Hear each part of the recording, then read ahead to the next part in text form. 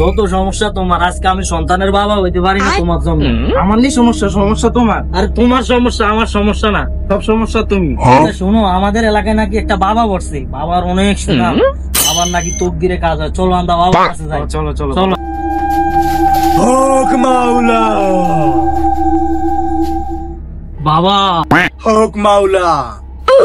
বাবাকে কিছু বলতে হয় না, বাবাই তোমাদের মনের খবর বুঝে গেছে।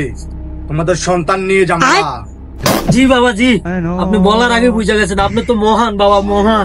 আরে এগুলো তো বাবার কিছু না রে, এগুলো তো সব কিছু উপরওয়ালার। বাবাই তো শুধু খেলমা দেখায়, খেলমা। তোদের দাম্পত্য জীবনে খুবই অসুখী, তাই না বুঝছু? জি বাবা, ওর ভিতরে সমস্যা। তোরা নিজেরা জড়গা করতে হবে না রে বুঝছু। বাবাই বুঝে গেছি, বাবাই তোদের মনের দুজনেরই খবর জানি, কার ভিতরে ঝামেলা আছে। বাবার সাথে যাইতে হবে, তোমার যাইতে হবে বাবার সাথে একলা।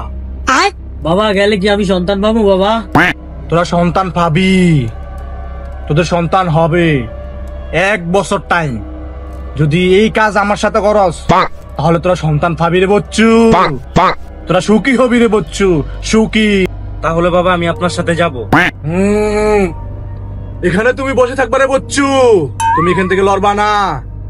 তোমার বাবা তোমার স্ত্রী যতন দলে না আসবে, তুমি এখান থেকে লড়বা না রে বচ্চু, তাহলে তুমি নাই হয়ে যাবা। জি বাবা জি, আমি এখানেই বসে থাকবো বাবা। বাবা আমি এখানেই বসে থাকবো, আমার সন্তান লাগবে বাবা। তাহলে তুমি চলো বাবার সাথে।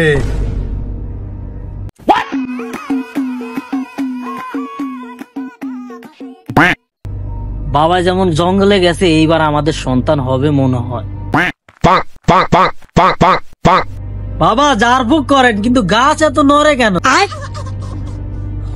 আরে বচ্চু, ধীরে ধীরে সন্তানের কাজ করা দেওয়া হয়েছে রে বচ্চু, তুই ওয়েট কর, তুই এবার সন্তান পাবি বচ্চু। বাচ্চু, তোমরা 1 বছর পরে আসবা, আর সেই সুখবরটা সবার আগে আমাকে দিবা। 1 বছর পর তোমাদের সন্তান হবে। হক মাওলা, তোমরা এখন আসতে পারো। এইবার যেভাবে বাবা তোমাকে ঝাড়ফুঁক করছে, এইবার মনে হয় আমি সন্তানের বাবা হব। বাবা বাবা, আপনার ঝাড়ফুঁক তো কাজ লাগে আছে বাবা, আমি তো সন্তানের বাবা হয়ে গেছি বাবা। তোর হাত খালি কেন রে বচ্চু, মিষ্টি কোথা? কিন্তু বাবা সমস্যা তো একটা বাবা, সন্তান তো আমার মতো হয় না, সন্তান তো আপনার মতো হয়েছে বাবা। আরে বচ্চু, যার ফুক দিলাম আমি, কষ্ট করলাম আমি, সন্তান আমার মতন হবে না, সন্তান কি তোর মতন হবে রে বচ্চু?